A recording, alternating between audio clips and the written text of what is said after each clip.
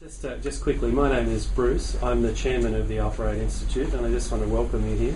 I'll hand over to Gary in a sec, but we are we've always been focused on personal skills, soft skills, what it's called soft skills, and leadership type training. And we were asked recently to become involved in business analytics as well. And we sort of thought it was a pretty natural fit because we work with the software of people's minds. And now we're talking about working with another type of software. And we're starting, as you know, we're starting some certification courses in business analytics. And Gary is helping us. And he's a very interesting guy. I'm sure he'll tell you a lot of funny stories as well as give you a lot of information about business analytics. Okay, so that's my job, is just to welcome you and to hand over to Gary. And have a pleasant evening. I'm sure you'll find out a lot. Thank you. Thanks so much, Bruce. I appreciate it. Okay. Let me tell you a little bit about me, so now I can get started. First things first. If I start talking too fast, please tell me to slow down. If you have any questions, you can ask me now, or you can hold and write it down and ask me later, afterwards. But I want to give you a background about me. First of all, I'm the first in my family. I did grow up in America, in the States, but my family was very poor. So my father was a milkman. He delivered milk to the entire village, or the city. So I grew up. I'm the first in my family to ever go to college. But I went to a weird college. In America, they have the big universities. You hear about the big ones.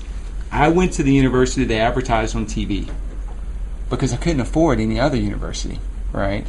So I started, but it was just a very basic 3-year college that you get through. And I went to college, exactly kind of what we're doing here. Like you were saying, you want to start over. For programming, computer programming. This was in 1990s. I hated programming. Sucks. Computer programming, to a point, it's okay now, but back in the day, it was horrible. So I started doing programming, but I didn't like it. Couldn't do anything with it. That was my biggest issue, right? So then I started, the reason I even got into business analytics in the first place was there was a girl that I liked. And her mother told me about this company called SAS. And they lived near this company. And they said, you need to get involved with this. I'm like, okay, I really like this girl. So I just applied for the job, not knowing what business analytics was. I had no idea what SAS was, but my background was in land administration, IT, right? So, and I understood a little bit about computers, but not a lot. So they hired me because they were desperate. They didn't have enough people. So they hired me to work for this company, SAS. And as soon as I took the job, I broke up with the girl. So it was kind of a moot point, but that got me into it. The first thing I started doing with SAS was work for a company called, because SAS as a company does business analytics, which is basically statistics. It predicts the future using math, which is another thing. I hate math. So I hate programming and I hate math. The two things that people need, especially on the accounting side. Accounting side was my worst. So those three things what made me feel like I would never find a job or get into it. So when I got hired with SAS, my first opportunity was with Pfizer. SAS sent me to Pfizer. Pfizer makes Viagra, right? Viagra had just came out that year. So I was on a plane to go to New York City to work for Pfizer. And then World Trade Center got hit, September 11th.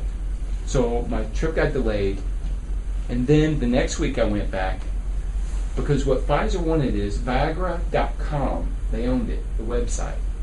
What they wanted to find out is how many people were going to the website. Who were these people going to the website? How were they going to use Viagra? Other than, we knew sex, but why? Was it because they're older? Is it because they're younger? Why? Those are the questions they had to have answered. So when I went there, that's when it started getting interesting for me. Because now I'm using a little bit of math, a little bit of tools, a little bit of statistics to find out humans. This is the first tool in software that the whole goal is to find out about yourselves more and more. Why do people do this? Why do people do that? And that's what got me into business analytics. And I was working in the States for 2 years. And then I wanted to know, as an American, most Americans are very, how would you say, have no idea about the rest of the world. They have no clue. Americans do not know where Hong Kong is. They think it's Japan. Most Americans think only about America. I'm not knocking them, but I'm an American.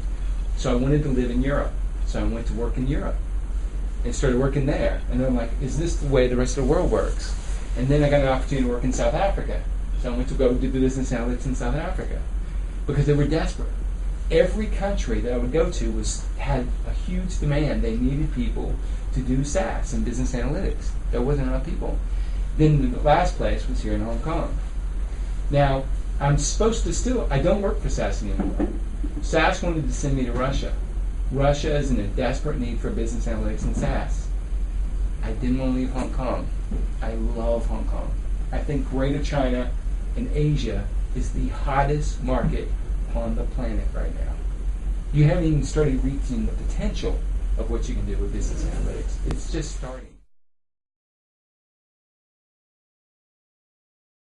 Let's talk about Toyota. Toyota is not a Hong Kong company. It's out of Japan. So Toyota, remember when America was against Toyota? Remember when the brakes? Yeah, it still is, because they're trying to get American bought goods, right? So they got Toyota. They got the Toyota. So anyway, you notice that when America was against Toyota, sales for Toyota went down.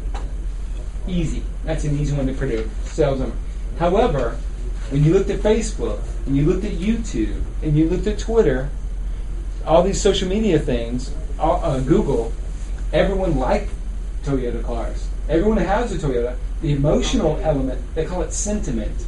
The sentiment for Toyota was high. So when you talk about your portals and stuff, you look at a dashboard that shows sales numbers going this way, going down, sentiment or emotion, positive feelings for Toyota is high. What does that mean from a financial perspective? Their stock is going to rise. The future of business analytics is bringing both math and the emotion together.